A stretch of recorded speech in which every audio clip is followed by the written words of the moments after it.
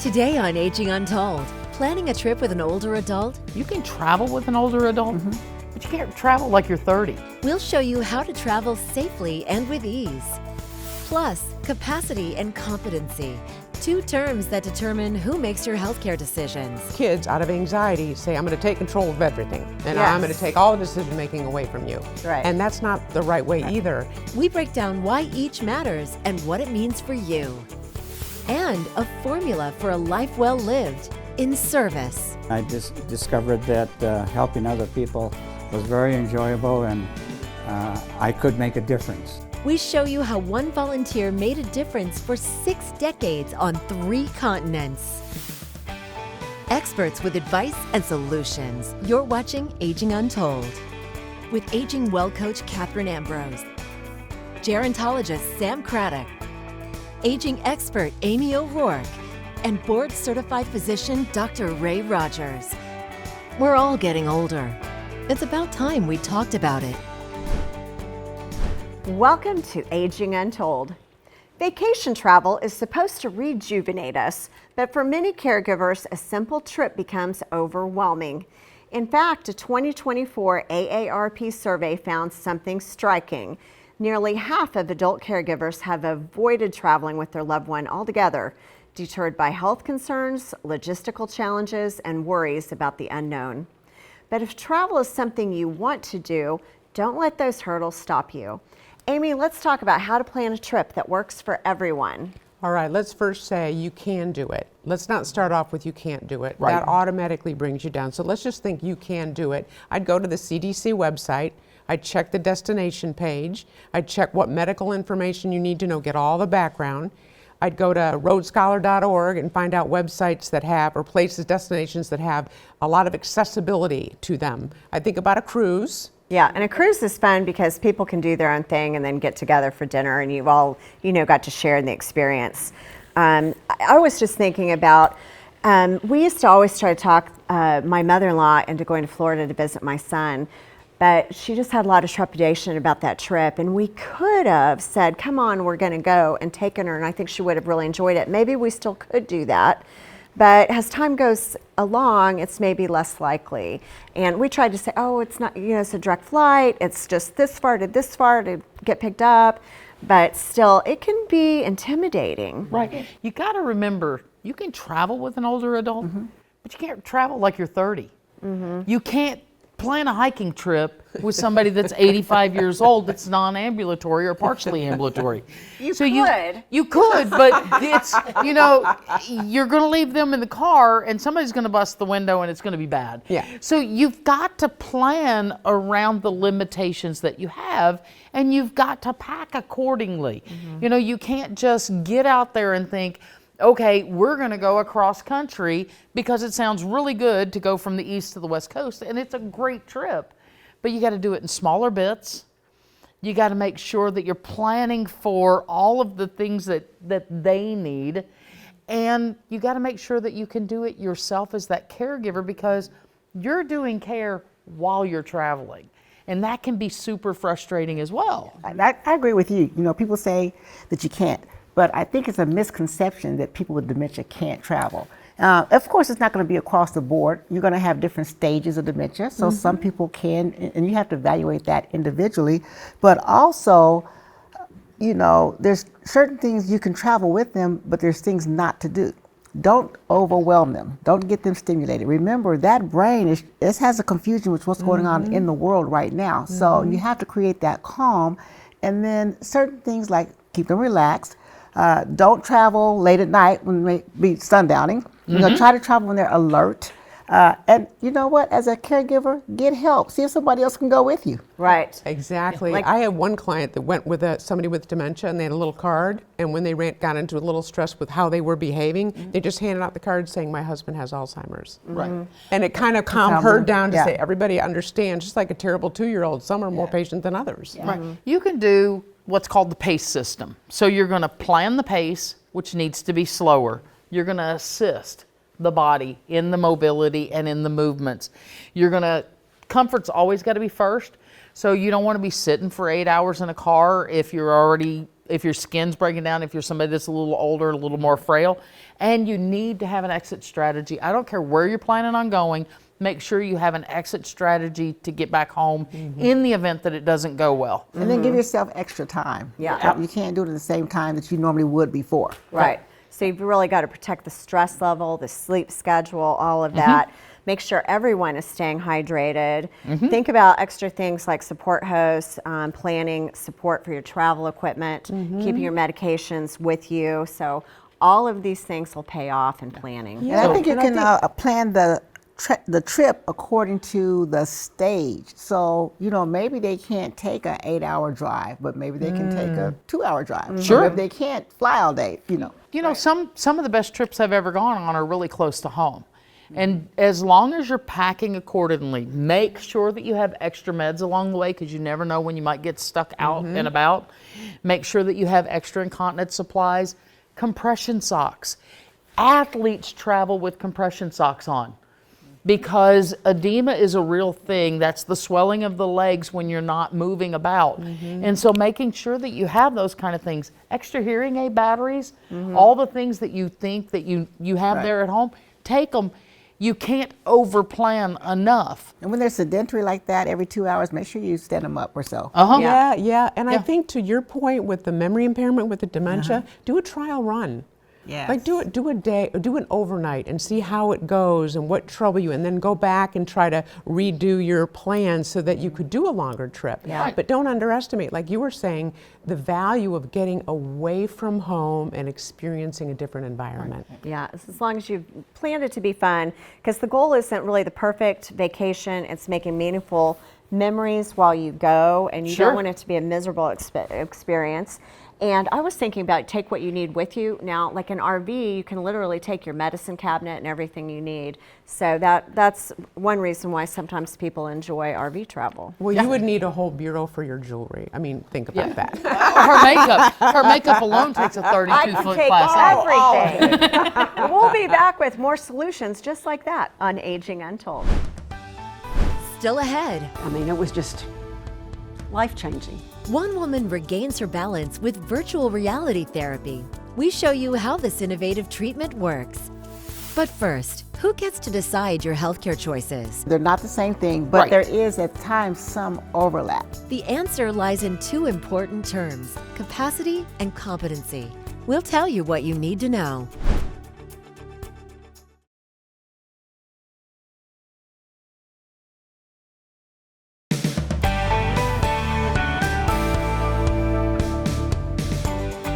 Making decisions about a loved one's care can be challenging. Can they make critical medical decisions for themselves, or does someone need to step in? Two concepts help determine that: capacity and competency. They might sound similar, but they're not. Sam, what's the difference between the two? Oh my goodness, these two get used interchangeably all the time, and they are not even, they're not. And so capacity is a medical term and competency is a legal term. So I guess the best way I can explain it is I may have the capacity to make my decisions and live my own life, but I'm not competent to drive at night any longer. Does that make sense? It makes sense, and I also think it's a legal term. You know, if you've been declared incompetent, you've had a whole court hearing. Right. How many times have we heard someone say, I'm gonna have to get guardianship or conservatorship because my mother doesn't know how to make her decisions? Capacity is way difficult to manage because kids have a tendency to grab control. All right, they get the letter from the doctor that says, I can't manage my own financial affairs, they can't manage their medical affairs, and the kids panic and they grab control over everything, and that's gonna blow up in your face. It does not work. And there's different degrees of capacity. Like I may not have the capacity to go at nighttime, but I have the capacity at a certain point in time to choose what I want to eat for lunch. Absolutely. I have the capacity to know where I want to go around the corner to do whatever, but I may not have the capacity to understand the legal details and the risk of having surgery. So it can still be on an interim. It's not an all or none. Right. And I can still have a voice and a say so. Because It doesn't that's mean what I have to people do it want. independently. People want autonomy. You want to be in charge of your own life. But here's the thing. Take charge, which means while you have capacity and while you have competency, that you are planning out how you want things to go. And that way, things are going to go better for you. And then I worry about those kids that step in and sometimes they try to outmaneuver each other on who's going to be in charge. Some families are really good at the respect and dignity because those are more important even than safety, the dignity and respect, and that people feel like they took part in the conversations and decisions. Right. If And you I think take my- sometimes, because it takes time to sit and listen to your parents and how they're cognitively process getting to a decision, I don't want to take all that time. I'm impatient, so I'm just going to make the decision for them because I don't want to sit around and wait for you to figure out what to do. That's the driving factor Yeah. for taking over, is I don't want to allow the process for them to live their life. But if you take my autonomy away, you've just stolen my personhood. Think about how you want to be treated. Yeah, you've just stolen my personhood, and we don't want to do that. We do not want to take that away from anybody. Right. Well, keep in mind too, this is a major clash of timelines where maybe an adult kid, they're like, let's get it done, let's make a to-do list, cross it off the list. But what you're saying is that seniors need more time to process things, and so have some patience and really do think about how you're going to want to be treated. And let's teach our kids how to treat us well. Coming up, Just the satisfaction knowing that each one of those did a little bit better than they did the day before. how this volunteer continues to make a difference after 60 years of service. Next, Between the medicine and the therapy, I'm almost normal. how one patient is combating her issues with severe vertigo and regaining her balance.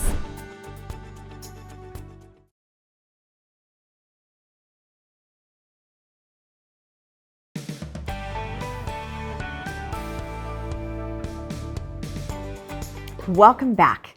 Going to the grocery store or walking through the park, for most of us, these are simple daily tasks. But for people with severe vertigo, even small movements can make the room spin. While vertigo symptoms typically clear up in weeks, some patients, like one woman from South Carolina, have struggled with symptoms for years. Now a promising treatment is helping her regain confidence: virtual reality therapy. Carrie Beal explains how this innovative treatment works. With every movement, There you go. If you stay right there, you should be good. Lisa McCauley is testing her ability to handle everyday activities. This is a nightmare for dizzy people. I just want you to know. Why? Because it's just so much visual stimulation.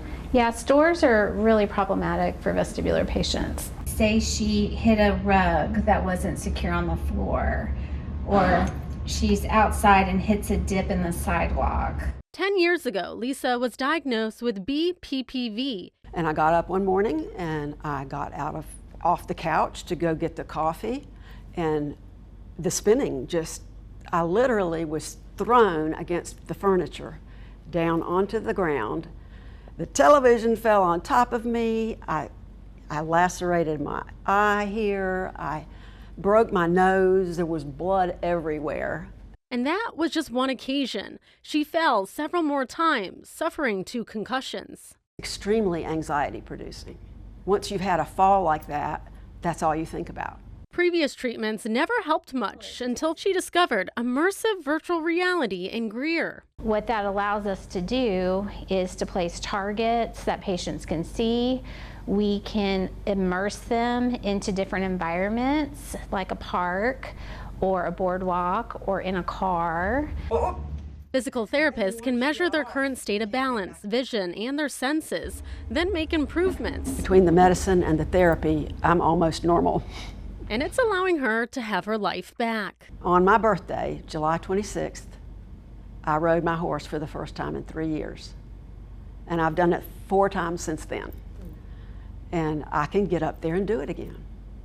And I thought I was never going to be able to ride a horse again. And I mean, it was just life-changing.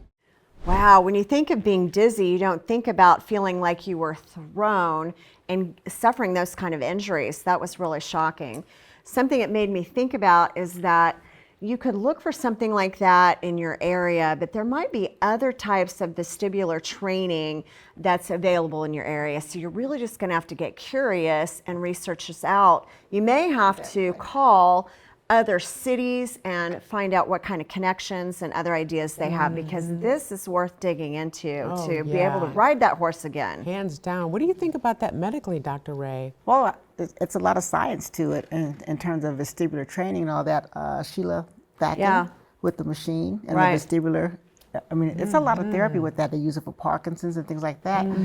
I would want to know if they, how do they look to see why is she all of a sudden having that? There's always a reason why. Exactly. And a lot of times when we have ringing of the ears, it's autoimmunity. So you have to dig. You just have to dig deep. So I deal with vertigo. I haven't had about, knock on wood, why. quite a while.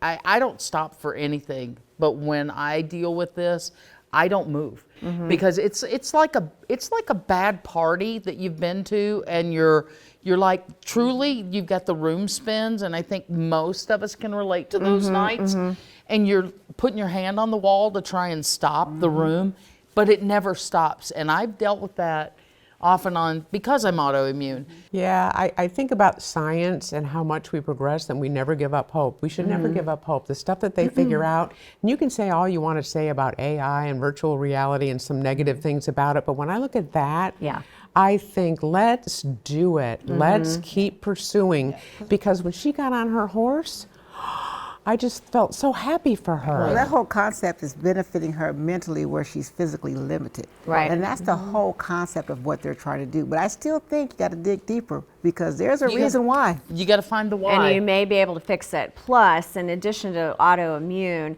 there's other vestibular training, like you were talking about, spin your brain and different things that you could check out. Next, Well, my life is very busy. a volunteer's dedication to service spanning 60 years and counting.